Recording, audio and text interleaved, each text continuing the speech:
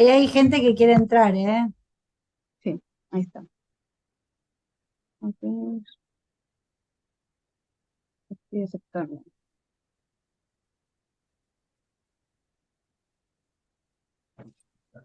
Creo que ya estamos en Facebook.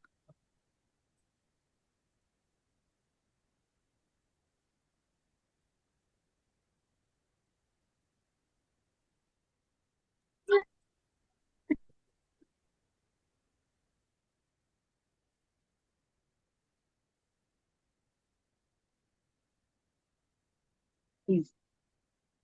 Bueno, pues bienvenidos a todos a esta cuarta edición de la Semana de la Digitalidad. El día de hoy tenemos el lujo y el honor de que nos acompañe una colega que es súper reconocida a nivel internacional y que, bueno, estamos muy contentos también de que haya aceptado participar con nosotros. Eso es para nosotros, pues, la verdad, un honor y un gusto. Así que, bueno, van a conocer un poquito de una gran investigadora y un gran referente en el campo de la comunicación y los estudios de acción política en especie. Vamos a empezar con la presentación.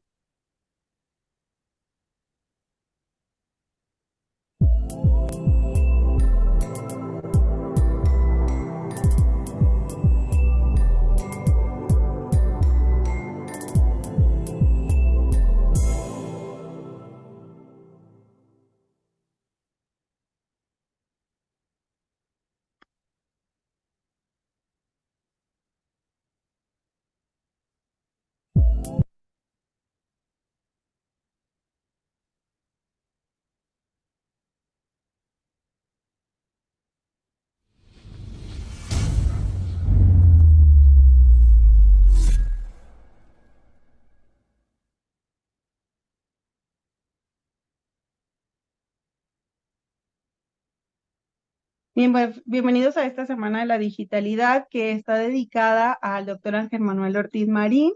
Es uno de nuestros grandes colegas que lamentablemente este año falleció y bueno, esta semana, como homenaje, la dedicamos a su memoria y durante toda la semana estaremos leyendo algunas de sus publicaciones, solamente algunas citas. Este es un texto que publicó justamente en la Universidad Nacional de La Plata, porque bueno, él tiene estudios en Argentina y bueno, como nuestra colega es de este gran país, pues bueno, también decidimos ponerla y nombrar este artículo en este día que les leo. Para el autor, la política ocupa en la complejidad de la vida contemporánea un sitio singular, merced a que en ella se manifiesta de forma más evidente el poder. Por ello, Weber expresa que quien hace política aspira al poder como una mediación para la consecución de otros fines. De ahí que en el campo de la política, pleno de relaciones sociales, se modifican tanto las estructuras institucionales como las interacciones de poder, las cuales constituyen el andamiaje en el cual se producen, reproducen y consumen bienes, tanto materiales como simbólicos de carácter social. Las campañas políticas son uno de los muchos espacios significativos de la política donde se revelan determinados simbolismos y permiten estudiar las expresiones y actitudes normalmente desarticuladas en otros ámbitos. Por ende, las campañas logran extraer algunos indicadores sobre la cultura y sus manifestaciones en el campo de lo político. Tejera, en 2003, considera que las campañas electorales son un campo privilegiado para analizar las expresiones culturales ciudadanas, sus demandas y expectativas, tanto de forma como de contenido. Son claves para extraer los aspectos más importantes que caracterizan sus actitudes y acciones políticas, las cuales son fundamentales en la dinámica de la producción y reproducción cultural de la esfera política. Esto en la página 2.3 en 2014, en este artículo publicado en la Universidad Nacional de La Plata. Bien, el día de hoy, como les comentaba, tenemos el honor y el placer de contar con la presencia de la doctora Eugenia Milches.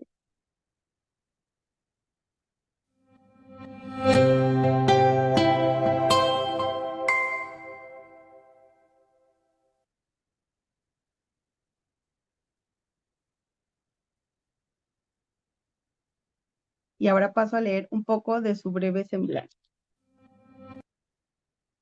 La doctora Eugenia Michelstein es licenciada en Ciencia Política de la Universidad de Buenos Aires, Argentina. Obtuvo un máster en Science en Medios y Comunicación en la London School of Economics and Political Science, en el Reino Unido, y un PhD en Media Technology and Society en the Northwestern University, en Estados Unidos. Es profesora asociada y directora del Departamento de Ciencias Sociales de la Universidad de San Andrés, Argentina, y codirectora del Centro de Estudios sobre Medios y Sociedad, una iniciativa conjunta entre la Universidad de San Andrés y la Universidad Northwestern. Su agenda de investigación examina la interacción entre comunicación política, nuevos medios y participación ciudadana.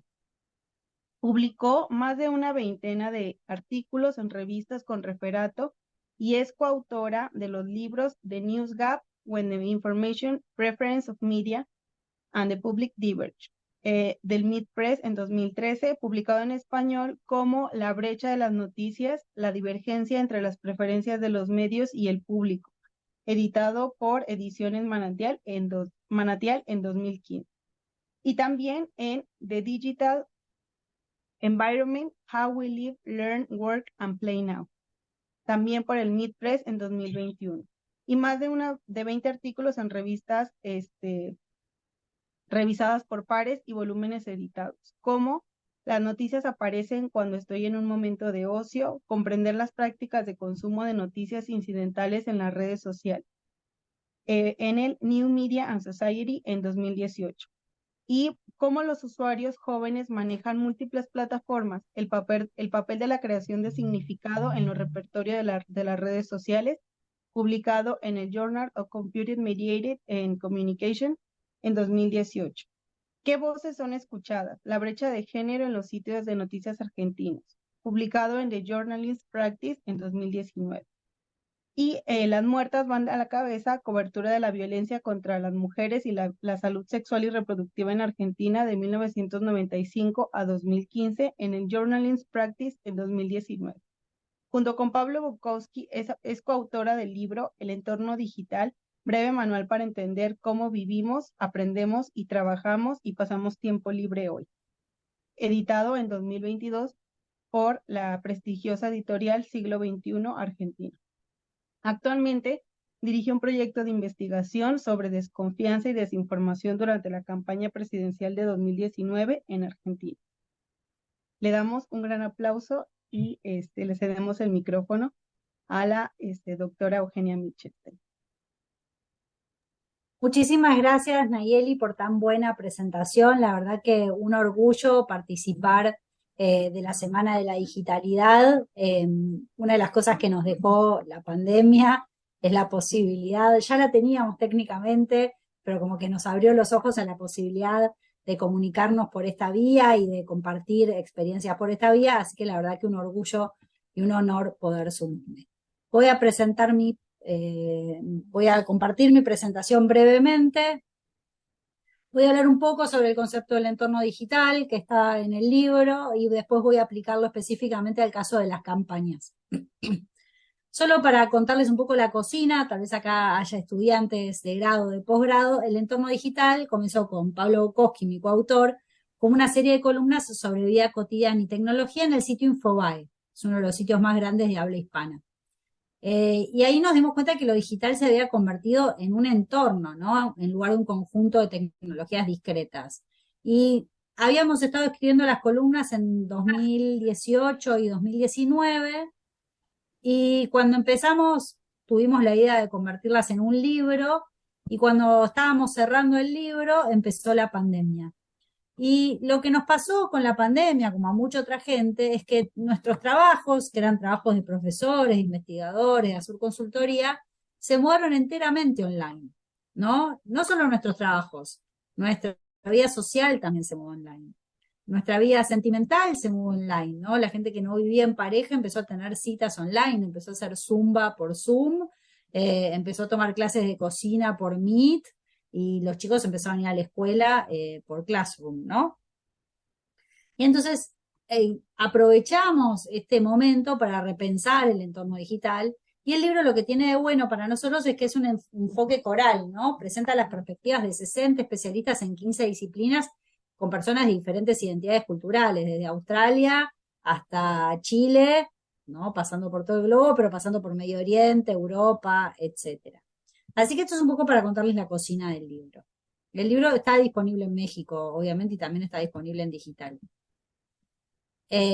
Bueno, estas son algunas de las columnas, una sobre protesta, otra sobre la conexión digital en los viajes interespaciales, otra sobre citas, amor digital, otra sobre género, la computadora tiene cara de mujer, como que la fuimos pensando sobre distintos temas. Para pensar un poco el entorno digital, me gustaría plantearles que los seres humanos, desde que evolucionamos como seres humanos, vivimos en el entorno natural, ¿no? Si llueve, si hace frío, si hace calor, si sale el sol, si hay agua disponible, si podemos mantener prendido el fuego, son fundamentales para nosotros, si hay comida. Y esto no cambió ahora. Cuando recién me comuniqué por Zoom, yo me comuniqué con Nayeli por Zoom un ratito antes que ustedes para ver que estuviera todo bien. Le pregunté cómo estaba el clima en México, le dije que acá en Argentina llovía. Todas estas cosas siguen siendo muy importantes para nosotros, o sea, no son triviales.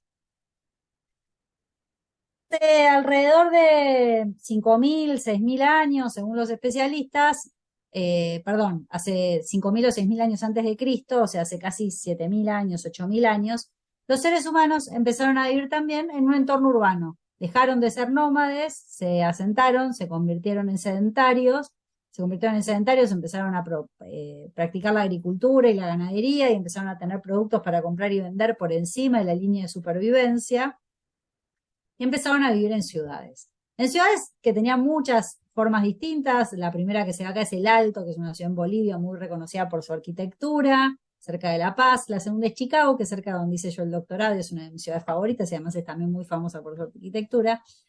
La tercera es una reconstrucción de cómo los antropólogos creen que eran las ciudades de la media luna fértil cuando empezaron a aparecer, 5.000, 6.000 años antes de Cristo.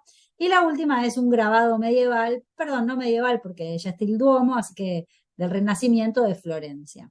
¿Qué tienen en común todas estas ciudades? Justamente que son ciudades que la gente vive relativamente cerca, que hay calles, que hay reglas, y entonces nosotros también vivimos en ese entorno urbano y ese entorno urbano también es importante para nosotros, no solo, por ejemplo, cuando nos levantamos a la mañana pensamos en el clima, sino sobre todo si hay alguien ahí que esté en el DF, en Buenos Aires pasa lo mismo, a escala menor porque es un poco más chica, nos fijamos el tránsito. ¿Cuánto tiempo vamos a tardar en llegar a nuestro trabajo, a nuestra universidad, donde sea que tengamos, a llevar a los niños y las niñas al colegio, a donde sea que tengamos que ir? Lo que es interesante de todo esto es que probablemente chequemos el clima y el tránsito, o sea, el entorno natural y el entorno urbano en nuestro celular. Eh, si pensamos que es lo primero que vemos a la mañana y que es lo último que vemos antes de irnos a dormir, mucha gente va a decir el celular.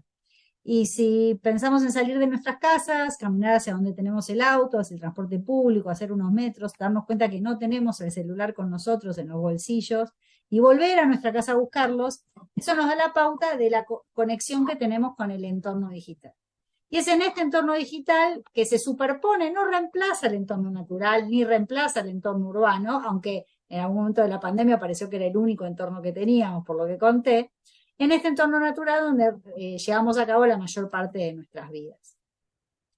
Y lo que queremos plantear es que este entorno tiene 4 características definitorias.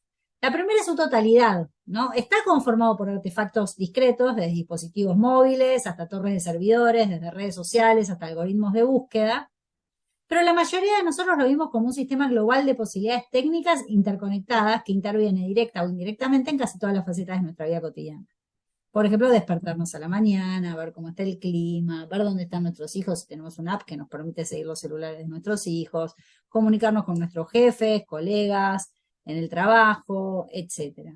O sea que vivimos en el entorno digital. Toda la comunicación que yo tuve con Nayeli para hablar sobre esta clase la hicimos a través del email, del entorno digital, y nos comunicamos a través del entorno digital. En este momento yo estoy dando esta presentación a través del entorno digital. Esto lo tenemos totalmente naturalizado, pero cuando yo era chica, hacer videollamada era del campo de la ciencia ficción. Y lo tenemos totalmente naturalizado porque nos sentimos totalmente rodeados por el entorno natural. Tal es así que esta persona es Helen Wartela, es una de las principales especialistas en niños y pantallas, y dice, la Academia Americana de Pediatría solía decir que ningún niño menor de 2 años debe usar medios con pantallas. Pero niños y niñas están inmersos en un mundo mediático y los padres están encantados de darles medios para jugar, incluso a los bebés. O sea, así como no podemos prohibir que nuestros chicos estén en la ciudad, no le podemos decir, no, la ciudad es muy peligrosa para ellos, tienen que salir, tienen que ir al jardín maternal, a la escuela, a la plaza, a encontrarse con amigos, con familia, es muy difícil mantenerlos afuera del entorno digital. No solo es difícil mantenerlos afuera del entorno digital, sino también nos tenemos que plantear si es deseable, ¿no? Pensar en criar un niño o una niña sin acceso a ninguna pantalla hasta los 14 años y que a los 14 años se encuentre con el celular, probablemente es una persona que esté poco preparada para encontrarse con el celular, como estaría poco preparada una persona que nunca salió a la calle y no sabe esperar a un semáforo, hay un montón de indicaciones que hacerle, etcétera. Entonces, lo mejor que podemos hacer es acompañarlos en ese proceso de crecer en el entorno digital, así como los acompañamos en el proceso de crecer en el entorno urbano. La siguiente característica del entorno digital es la dualidad, ¿no? El entorno digital, como las ciudades, se construyen y se mantienen en la vida cotidiana socialmente, ¿no? No brotan del suelo ni caen del cielo, el entorno natural lo hacemos nosotros, y lo hacemos nosotros con las decisiones que tomamos. Pero al mismo tiempo que lo hacemos nosotros, y lo hace un montón de gente, programadores, dueños de empresas de tecnología, gobiernos con las reglas que ponen, ICANN, que es la entidad que regula Internet, se percibe como una entidad autosuficiente cuyo diseño e implementación tiene consecuencias más allá de lo que podemos controlar. Ahora, los individuos y los grupos no construimos el entorno digital en un vacío social, sino desde posiciones situadas en formaciones estructurales ya existentes, moldeadas por factores como el género, la raza y la etnia, la edad y la clase social. Entonces no podemos separarnos de esas características cuando estamos en el entorno digital.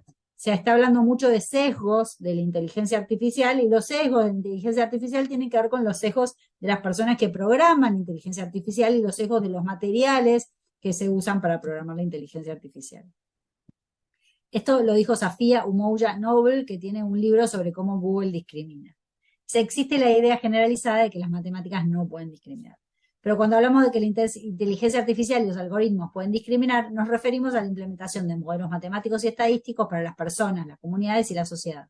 Ahora tenemos mucha evidencia que muestra que el racismo y la discriminación se perpetúan a través de las plataformas. Entonces, como lo fabricamos seres humanos y como los seres humanos tenemos sesgos, la inteligencia artificial tiene sesgos. Reproduce esos sesgos. No solo hay sesgos, sino que el entorno digital es frecuentemente construido por individuos y grupos con agendas e intereses particulares y es experimentado por otros individuos y grupos que tienen agendas en conflicto muchas veces, en oposición. Y entonces esto hace que surja el conflicto. Al principio, si pensamos en fines de los 90 o mediados de los 90, se hablaba de Internet como una aldea global en la que todos íbamos a estar de acuerdo. Rápidamente apareció una visión más distópica.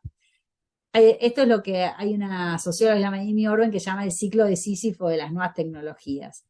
Ahí me gustaría plantear que no es ni todo utópico ni todo distópico, pero que nada nos va a impedir el conflicto. O sea, nos vamos a tener que enfrentar al conflicto y vamos a tener que tomar decisiones. Esto nos lo dijo Brooke Foucault-Wells, que tiene un libro que se llama #Activism. Existe una larga historia de prejuicios y discriminación contra los negros en los Estados Unidos, que incluye un trato injusto por parte de la policía y el sistema de justicia penal. Los negros tienen una probabilidad desproporcionadamente mayor de ser detenidos, encarcelados y de ser víctimas de la violencia policial en comparación con los blancos en Estados Unidos. Utilizando hashtags como Black Lives Matter, los negros y sus aliados son capaces de llamar la atención sobre estas desigualdades y abogar por el cambio social. ¿Qué nos dice esto? Nos dice, ¿hay conflicto en Internet? Sí hay conflicto. Pero este mismo conflicto da la pauta o da espacio para que surjan movimientos que busquen la emancipación. Black Lives Matter es uno, Ni Una Menos en Argentina es otro. Podemos pensar en el proyecto Las Tesis en Chile, Un violador en tu camino. Surgió en Chile y después se masificó, ¿no? Se globalizó. Entonces, no solamente hay conflicto, sino que hay espacio para la disidencia y la emancipación online.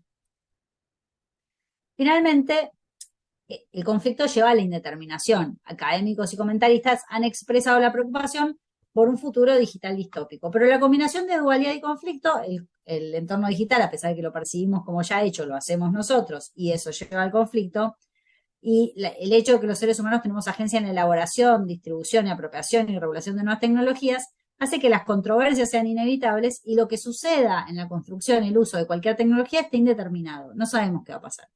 A veces leo con curiosidad, con interés, comentarios sobre lo que va a ser la inteligencia artificial. Y no sabemos qué va a ser la inteligencia artificial. Y no solo no sabemos, sino que las maneras que nosotros elijamos para usar la inteligencia artificial y para regularlas tiene que ver con cómo se va a desarrollar la inteligencia artificial de acá a los próximos 2, 5 o 10 años, ¿no? Esto nos dijo Michael Jackson, que es uno de los sociólogos de la comunicación más conocidos, que dice, lo único que estaría bastante seguro es que la tecnología del mundo digital en sí misma no determinará los resultados. Perdón. Uy, ¿por qué volvió al principio? Voy a... Ahí. Este ha sido el caso del imprenta y la radiodifusión y de cada nuevo medio de Gutenberg. ¿Qué se puede hacer con aquella o esta nueva tecnología? Depende en parte de la tecnología. ¿Perdón? ¿Una pregunta? Ah, bueno. Depende en parte de la tecnología y depende en parte de lo que uno se puede imaginar haciendo con ella. O sea, en el entorno digital hay ladrillos y grietas. Y esto hace que la relativa novedad del entorno digital hace que las oportunidades de transformar aplicaciones, dispositivos e infraestructuras sean mayores ahora de lo que probablemente será el caso en el futuro. La ciudad se puede transformar, pero es muy costoso transformar una ciudad. Es muy costoso tirar abajo autopistas, soterrar subterráneos, abrir plazas. En cambio, en el entorno digital estamos como fundando una ciudad. Este es el momento en que nosotros, como actores sociales, podemos trabajar hacia un entorno digital más diverso, equitativo e inclusivo. Rendirse al entorno digital como si ya estuviera completo, descartar el papel constructivo del conflicto y esperar que todo salga bien, puede acabar consolidando las actuales posiciones de poder de unos a costa de otros, así como reproduciendo estructuras preexistentes. Entonces, quiero aplicar todo esto que vimos recién a las campañas. Y quiero empezar por dos ejemplos. Generalmente cuando hablamos del entorno digital y campañas pensamos en noticias falsas. Y generalmente tendemos a creer que las noticias falsas se las creen otros, ¿no? Yo voy a empezar con dos noticias falsas que me creí yo. Y me las creí porque confirman mis sesgos. Acá dice que este señor que entró al Capitolio en enero de 2021 tenía una taser, una pistola taser en sus pantalones, que se descargó la taser en los testículos y que se murió. Esto es mentira. El señor no se murió por la taser. Tuvo un ataque al corazón, pero no se descargó la taser en los testículos. Pero a mí me interesa más que si es verdad o es mentira, que es mentira. Les aclaro por qué me lo creí yo. Y yo me lo creí porque yo pienso que la gente que entró al Capitolio es gente que no puede pensar, irracional, que sería capaz de hacer eso, ¿no? Difundió esta imagen de Leo Messi, como saben, campeón del mundo, con su esposa Antonella. Y se dice que esto salió en la cuenta oficial de los Juegos Olímpicos de Qatar y que la taparon a ella porque a los cataríes no les gustaban mujeres en traje de baño. Es mentira, esto no salió. ¿Y por qué me lo creí yo? Acá vamos de vuelta. Porque yo tengo muchos prejuicios sobre los cataríes y creo que son capaces de hacer algo así. Tengo muchos prejuicios sobre la situación de la mujer en Qatar específicamente. Y pienso que son capaces de hacer algo así. No lo hicieron. Entonces, cuando hablamos del ambiente digital, muchas veces hablamos de noticias falsas. Y quiero hablar un poco de los efectos mínimos y las noticias falsas en el entorno digital. Tal vez reconozcan esta imagen, tal vez no la reconozcan. Si estuviéramos de manera presencial, les preguntaría si saben qué es. Como estamos así por Zoom, les voy a decir, es Orson Welles. Es Orson Welles haciendo el radioteatro de la Guerra de los Mundos. Se ve una orquesta acá, incluso con un director de orquesta. Se ve el logo de la CBS, que era una radio en ese momento, no era todavía un canal de televisión.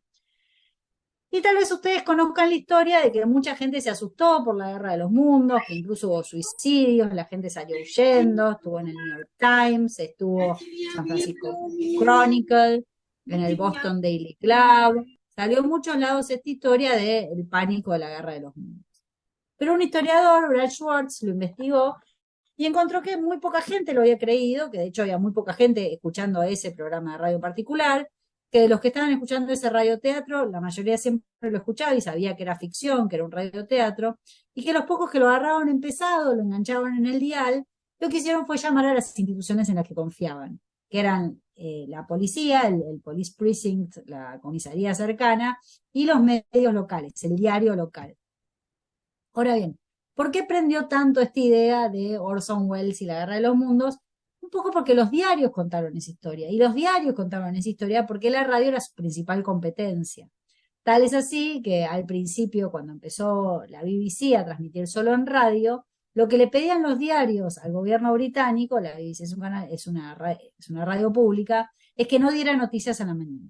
No diera noticias a la mañana porque competía con ellos. Y esto tiene que ver con algo que los que estudian comunicación deben conocer, que es el modelo de la aguja hipodérmica, que su auge fue en los 20 y 30, o bala mágica, y proponen que los medios tienen un efecto directo en los consumidores.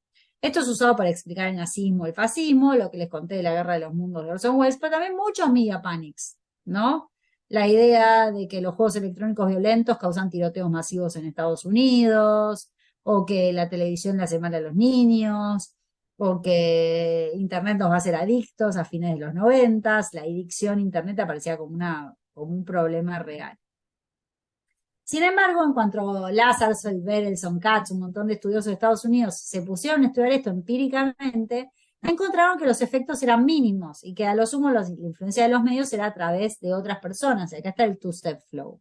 Y este fue el paradigma dominante durante mucho tiempo en el estudio de comunicación, el paradigma de los efectos mínimos. Obviamente hay otros efectos de los medios, la fijación de agenda, el encuadre. Y lo que estamos viendo ahora es que, por un lado, vemos a los efectos mínimos y por otro lado decimos, ¿causan las redes polarización afectiva? ¿Aumenta la circulación de información falsa? Entonces, la pregunta que nos podríamos hacer es, ¿por qué circula la información falsa en Internet? Dice, bueno, lo que dicen Calvo y Arguete, que son dos colegas argentinos, cuanto mayor es la distancia entre la señal y el ruido, entre los datos que medimos y el sobrante que permanece inexplicado, más peso tienen nuestros prejuicios, ¿no? Cuando no sabemos bien qué pasa, más pesan nuestros prejuicios, como me pasó a mí con la imagen de la señora de Messi y la toma del Capitolio. Cuando no hay consenso, las noticias se convierten en fake news.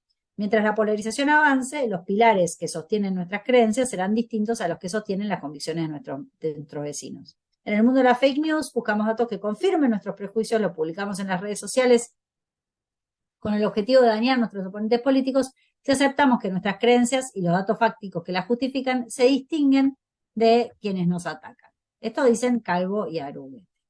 Entonces, podemos pensar que son las fake news. No son encuadres informativos destinados a convencer a los lectores, ni tampoco la representación de una disonancia cognitiva. Entonces, más que nada, son un acto de bullying destinado a activar, movilizar y confrontar. Y el ejemplo que dan ellos es este. Esta es la inauguración de Obama y esta es la inauguración de Trump, ¿no? Y lo que vemos acá es que en la inauguración de Obama había, obviamente, podemos decir, más gente que en la de Trump. Pero cuando le preguntaban a los republicanos en qué inauguración había más gente, los republicanos contestaban que en la de Trump. ¿Son tontos los republicanos? ¿No ven? No, lo hacían como un acto de desafío eso, de bullying, como dicen ellos.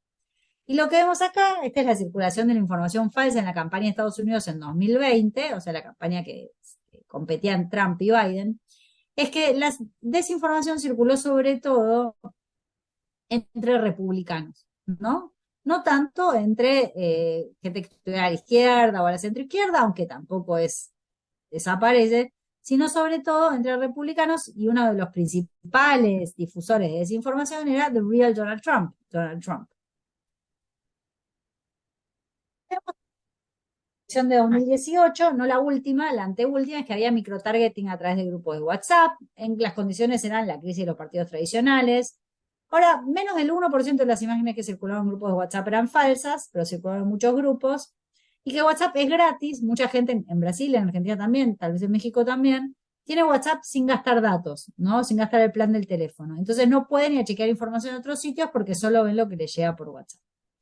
Lo que es más interesante es que le preguntaban a las personas en Brasil si creían las noticias que recibía pelo WhatsApp, como dicen ellos, y la mayor parte de la gente no las creía, ¿no? Acá nada acredita, no cree, pero sí creían que los otros brasileños las creían, que los otros brasileños las creían mucho, de hecho, acredita mucho. Entonces siempre el engañado, el que no sabe, el que se cree la noticia falsa es el otro. Me parece interesante que se hizo en el 2021, hicieron una investigación, Valenzuela, Muñiz et al., sobre noticias falsas en México. Y encontraron que no es claro que usar redes sociales aumente desinformación y esto genera una brecha entre las percepciones públicas del riesgo de las redes sociales y el entorno digital y la investigación académica, que los efectos son nulos o mínimos y que la desinformación es un mínimo porcentaje de la dieta noticiosa. No hay ninguna relación entre el uso de redes y creencia en la desinformación. Pero quienes discutían más sobre política, tenían menos alfabetización mediática o habilidades online, sí creían más en las noticias falsas. Y ellos lo que hicieron fue publicar, testear una serie de noticias falsas que habían circulado en México en 2021, las elecciones de mitad de término. Y encuentran que en general menos del 20% de la gente las creía. Por ejemplo, la idea de que López Obrador, AMLO, había tenido un ataque al corazón, de que Soros financiaba el movimiento feminista en México, de que López Obrador no compró vacunas contra el COVID-19, que la tinta de las lapiceras que da el INE para marcar el voto puede ser borrada aplicando calor y entonces elimina los votos que no valen. Muy poca gente creía esto y creer o no creer en esto no tenía nada que ver con consumir o estar en redes sociales, sino que tenía que ver sobre todo con el nivel de interés en la política y de discusión política. ¿Solo circula información falsa en redes? No, para nada. Me gusta este ejemplo, es del diario El País. Esta es la primera etapa que salió y enseguida viajó y por eso tiene el sello de Boyacá. El secreto de la enfermedad de Chávez. El problema con esta etapa es que este señor no es Chávez. Este señor es un señor que está en un video de YouTube mostrando cómo intubar un paciente. Y El País gastó miles de euros en comprar esta foto que no era válida. Se dieron cuenta y tuvieron que sacar una segunda edición. El problema de sacar una segunda edición es lo caro que sacar una segunda edición. Con esto no tuvieron nada que ver las redes sociales. Fue un error. Una agencia les ofreció una foto, ellos la compraron. Y eran todos profesionales, ¿no? No había usuarios incautos. Bueno, pidieron disculpas, la foto que El País nunca debió publicar, un tremendo error. A mí me gusta mucho la explicación que se dio en el diario La Nación de Argentina. Con 37 años a su espalda, sin errores monumentales como el de ayer, el país tropezó con la Venezuela del surrealismo mágico donde todo puede suceder. O sea, es culpa de Venezuela el surrealismo mágico, no es culpa del diario. El país ya había tenido un error cuando fue la matanza de la estación de tren de Atocha, que culparon a ETA. No había sido ETA, había sido Al Qaeda, había sido el extremismo islámico en ese momento. Acá vemos, por ejemplo, este señor es el secretario de Estado de los Estados Unidos en ese momento, que decía que los Estados Unidos, que Irak tenía armas de destrucción masiva, ¿no? Entonces dice, acá hay armas de destrucción masiva y tenemos que invadir para sacar estas armas de destrucción masiva. Y esto lo llevó a publicar el New York Times, ¿no? Que los defectores apoyaban el caso de que Estados Unidos tenía que invadir Irak porque tenía armas de destrucción masiva. Estados Unidos invadió Irak con un costo enorme en vidas, tanto para los iraquíes, sobre todo para los iraquíes, como para los estadounidenses, también un costo enorme en infraestructura, etcétera. Y un año y medio después el New York Times pide disculpas. No hago esto para demonizar al New York Times, sino solo para mostrar que las noticias falsas no son un invento de las redes sociales. Incluso los medios en redes sociales también pueden difundir noticias falsas. Por ejemplo, esta noticia de La Nación de Argentina que dice que le concedían la eutanasia a una adolescente víctima de violencia sexual, también salió en Clarín, otro medio de Argentina, y lo que vemos acá es una periodista que dice, me llevó 10 minutos chequear con los periodistas de Holanda que este no era el caso, esta chica no le dieron la eutanasia, directamente se suicidó. Es una historia triste, pero no es una muerte sancionada del Estado. O que los medios a veces no publican noticias falsas, pero publican títulos como este, es un título real que salió en Argentina, trabajo infantil, es mejor que un niño trabaje a que se robe o a que robe o se drogue. No sé, eventualmente lo sacaron este título, pero también es terrible, aunque no sea una mentira, una pregunta no puede ser lógicamente una mentira. ¿Por qué no me deja cambiar? ¿Cuáles son las implicancias de la preocupación por noticias falsas? Facebook activó el chequeo de datos en varios países, inclusive Argentina. La principal fuente de mentiras no son las redes, sino los políticos. Por ejemplo, en sus 2 primeros años de gobierno, Trump difundió más de 8.000 afirmaciones falsas. Y acá hay un riesgo también para la libertad de expresión y la libertad de prensa. ¿Quién es el árbitro de la verdad? Y muchos gobiernos, como el de Trump, o también Cristina Fernández de Kirchner en Argentina, o también AMLO, adoptan el concepto de noticias falsas para criticar a la prensa. Por ejemplo, acá Trump, este es un tuit que posteó Donald Trump en 2021 diciendo que Mike Pence debería haber exigido que se recontaran los votos en algunos estados. Esto es mentira, no es verdad. Los votos estaban bien contados. Mike Pence se negó, el vicepresidente de Estados Unidos, y esto es lo que pasó, tal vez lo hayan visto. Que una horda había entrado al Capitolio de los Estados Unidos, había habido 4 muertos, murió después una persona más, hubo 5 muertos en total. Dice, estas son las cosas y eventos que suceden cuando una victoria electoral sagrada y aplastante es despojada de manera brutal y sin ceremonias de los grandes patriotas que han sido mal e injustamente tratados durante tanto tiempo.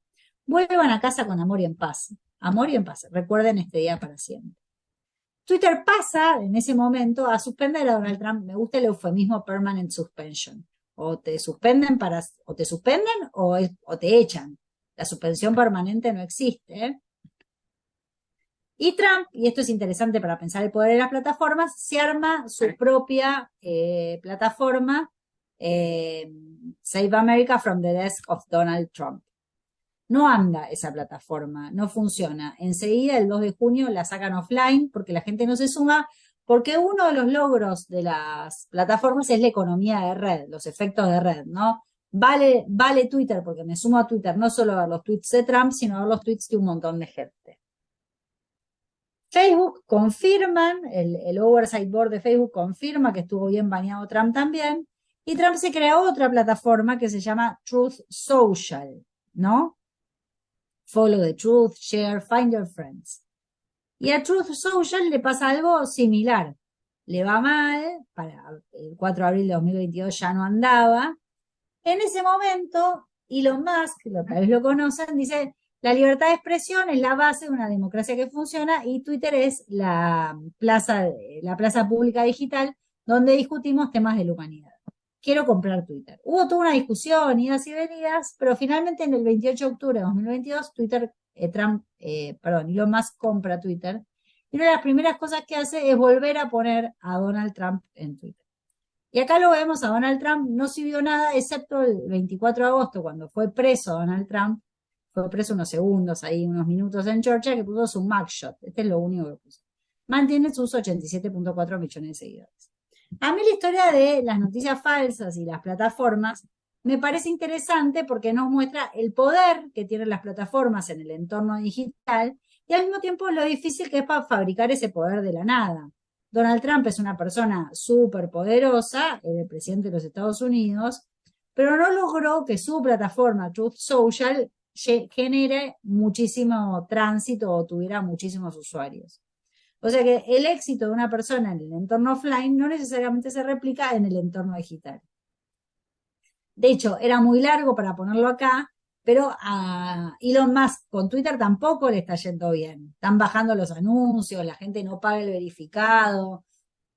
O sea, la idea de que una plataforma se puede manejar como uno manejaría una empresa normal de medios en la que uno decide qué sale y qué no sale, choca con la idiosincrasia de las plataformas en general. Y otra cosa que me parece interesante de esta historia es que mientras durante mucho tiempo se pensaba que Meta, especialmente Facebook, era imbatible, cada vez menos gente usa Facebook y cada vez más gente usa TikTok, que es una plataforma de una empresa china que entró al mercado, obviamente con un algoritmo muy utilizado, pero que empezó de la nada y rápidamente llegó a tener 1.000 millones de usuarios, más de 1.000 millones de usuarios. ¿Qué significa esto en el entorno digital, la desinformación en el entorno digital? Lo primero es que haya desinformación no significa que las audiencias la crean. Entonces acá podemos comparar Brasil 2018 versus México 2021. En Brasil 2018 más gente que echó la desinformación puede ser. En México 2021 sabemos que las redes sociales no tuvieron que ver con la circulación de desinformación. Las noticias falsas no aparecieron con el entorno digital. Y la preocupación por las noticias falsas en el entorno digital es muy similar a la discusión que teníamos de CAL 20, de CAL 30, de CAL 40 sobre los medios como aguja hipodérmica, ¿no? La televisión como medio superpoderoso que va a lograr convencernos de cosas, etcétera. Como todo vuelve. Muchas veces leo cosas sobre desinformación o ahora sobre inteligencia artificial, o leer un poco sobre ello y pienso, estamos haciendo análisis de comunicación como si Feld no hubiera existido, como si los últimos 80 años no hubieran pasado. En este ciclo de campañas 2022-2023 en América Latina, en Argentina hubo elecciones hace poco, tal vez sepan, las noticias falsas no fueron el foco de la atención. Sí hay algo de preocupación por la inteligencia artificial, con esta idea de que la inteligencia artificial nos va a hacer creernos cosas que no son.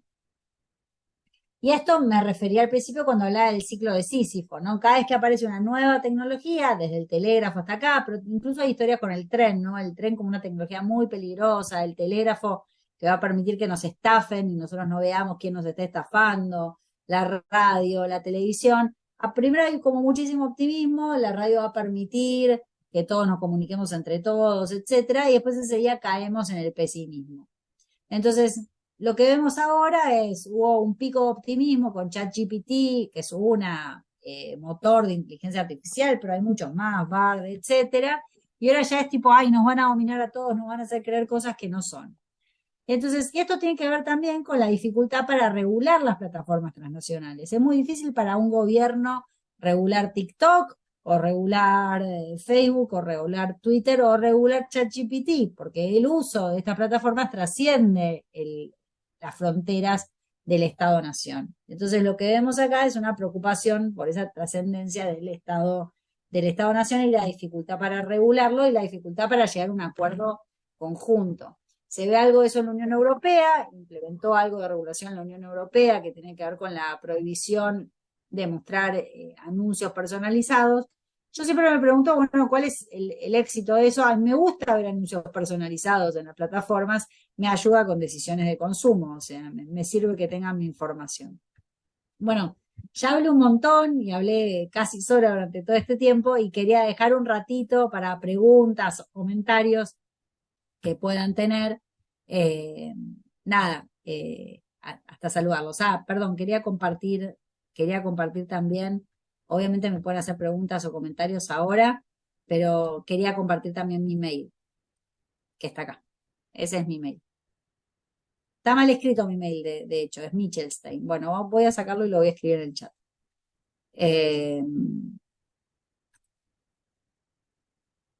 ¿Por qué no puedo? Ahí, stop share.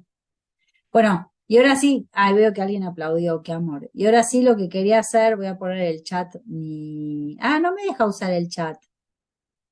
Bueno, A ver, Nayeli ahí te tiene. pongo como co-host. Ajá. Gracias, gracias.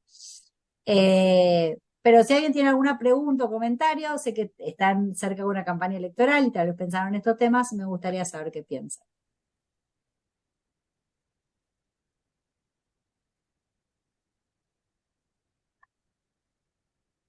¿Alguien tiene preguntas, comentarios? Pueden hacerlas por el chat también, ¿no? Si no quieren.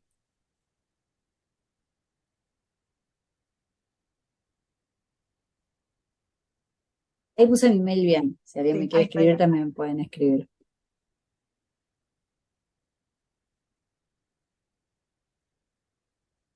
A ver, sus preguntas, dudas, también aquí en Facebook. No Que sean me... tímidos, tímidas. Alguien que se anime a levantar la manita. Pueden ser Yo, críticas también. yo tengo en principio un comentario, y después, bueno, Por si favor, Nayeli, me interesa. bueno, pues me pareció genial el principio de lo del entorno, el entorno digital versus el entorno urbano, y bueno, los miedos que nos generan los entornos, pero resuena, cada vez más creo yo, pues con bastante certeza el tema de los filtros burbuja, ¿no? Cómo Sí. las notas falsas también se van creando en cierto tipo de filtros o en cierto tipo pues, de burbujas específicamente. A mí me llamaba mucho la atención, no sé si porque yo estoy en México o sea, el algoritmo sea diferente en mi caso, pero colegas, por ejemplo, ahora lo que pasó en Argentina, o sea, unos se quejaban de que, pero las redes me mostraban como que iba a ganar otra persona, ¿no? Y yo por fuera lo veía completamente diferente, o sea, como el otro, o sea, me llegaba capaz otros datos o no sé, ¿no? Y bueno, justamente también me pasó mucho con cuando yo tengo mis celulares y tablet y demás en francés y el algoritmo me cambia. O sea, solamente por cambiar el idioma tengo acceso a otras cosas que sé que personas no tienen por el lenguaje. Entonces, creo que, no sé, un consejo que con base en lo que tú has estudiado, que nos puedas dar con respecto a cómo salir de las burbujas o qué hacer para tratar de ganarle un poco al algoritmo. Bueno, primero de todo, en Argentina había mucho wishful thinking, como dicen los americanos, con respecto a quién iba a ganar. Así que era bastante poco probable que el ministro de Economía de un gobierno con 140 puntos de inflación y 40% de la gente bajo la línea de pobreza lograra ganar las elecciones. O sea que tal vez mucha gente fingió demencia, como decimos en Argentina, pero era bastante probable que ganara el candidato que efectivamente ganó, que va a ser presidente de la Argentina, Javier Milei. Respecto a los filtros, algo que me parece interesante es que estudio tras estudio de Internet, y hace poco salió uno liderado por Sandra González Bailón, que está en Penn University, es española y otra gente, es que cuando sacan los algoritmos de Instagram y de Facebook, no necesariamente, o sea, no necesariamente, no hay diferencia en el tipo de temas que consumen las personas. Entonces, la gente online no está más enfrascada que la gente offline. Si vos no estuvieras en internet y consumieras todo el tiempo contenido de los diarios, los radios, la tele, probablemente consumirías contenido que tuviera que ver con lo que vos pensás ideológicamente, porque tendemos a evitar lo que choca con nosotros, es una cuestión de sesgo de selección. O sea que haya en internet más o menos afinidad ideológica con lo que consumimos, tiene que ver con las cosas que elegimos seguir y elegimos ver y también con que el algoritmo nos muestra las cosas en las que pasamos más tiempo. Voy a dar un ejemplo gracioso con esto. Me pidieron que hiciera consultoría sobre imágenes violentas en TikTok, imágenes sobre todo de cárceles en TikTok y sobre todo las cárceles de Nayib Bukele en TikTok. Y entonces estuve mirando muchas imágenes de Twitter carcelario. Yo no lo sabía, en Argentina se llama Twitter tumbero, pero hay todo un género de Twitter tumbero. Hay tanto un género de Twitter tumbero que hay un subgénero de Twitter carcelario que es Get Ready With Me, que tal vez lo conocen, Twitter no, TikTok.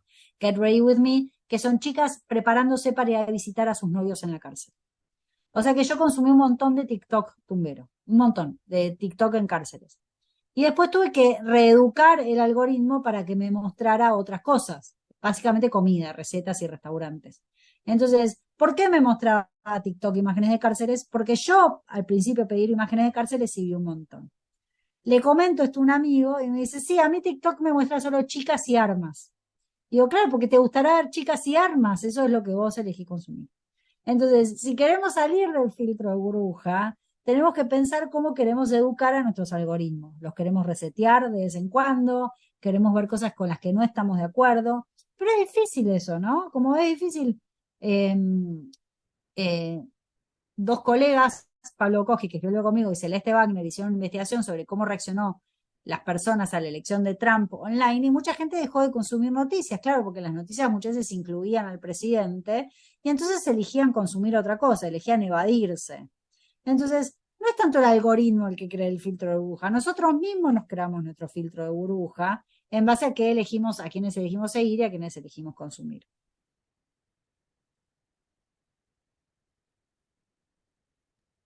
Buenísimo, buenísimo, doctor.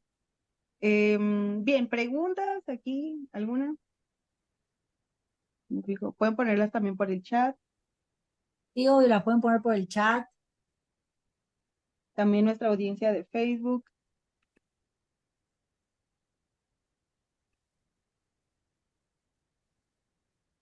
Ay, doctora Chong, adelante. Le escucho.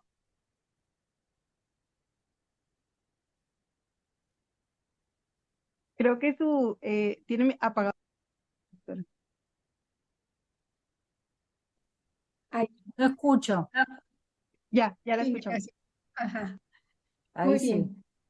Sí, muchas gracias por esa excelente conferencia, muy interesante y además me pareció algo que me llamó la atención es recordarnos cómo a veces damos mayor importancia de la debida a las noticias falsas y incluso muchas veces como profesores, ¿no? Estamos muy pendientes de esto. Y bueno, me hizo pensar en esto de la similitud con la aguja hipodérmica. Y es cierto, ¿verdad? Porque no estudiamos, no estamos tan atentos a ver qué tanta influencia realmente tienen las noticias falsas. Pero en general, bueno, un excelente panorama sobre lo que es la digitalidad. Muchas gracias. Muchísimas gracias, qué bueno.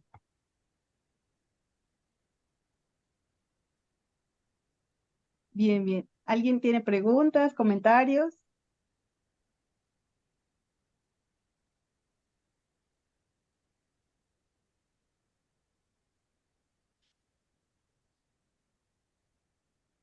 No, si no me pueden escribir a mi mail, o sí, me pueden escribir a mi mail o a mi usuario de Twitter, que es, lo voy a poner, Ugemich. A las Eugenias en Argentina muchas veces les dicen Uge y Mich es mi apellido. Así que me pueden escribir también a mi usuario de Twitter, y le agradezco muchísimo a Nayeli la oportunidad de participar en la Semana de la Digitalidad, y seguimos en contacto. Sí, doctora, voy a leer su reconocimiento. No sé si Sí. los presentes también quieran prender sus cámaras para que aparezcan en la transmisión.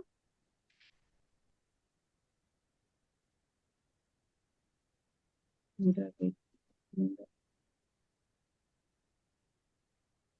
sí.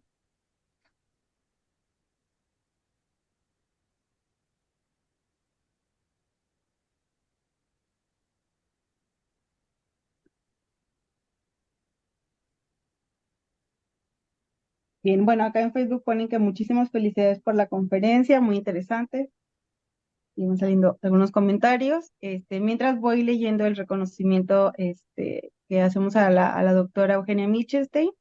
La Universidad Autónoma de Coahuila, la Facultad de Ciencias Políticas y Sociales y el Observatorio de Fenómenos en Internet, Diálogos Digitales, otorga el presente reconocimiento a la doctora Eugenia Michelstein por su extraordinaria participación como ponente en el panel Entornos Digitales durante las campañas electorales. Torreón, Coahuila, 5 de diciembre del 2023, en el Bien Fincamos el Saber. Firma el director de la Facultad de Ciencias Políticas y Sociales, el maestro Ricardo Jurado Rangel, y quien está hablando, no soy yo, que soy la organizadora del evento. Así que le damos un fuerte aplauso a la doctora Eugenia.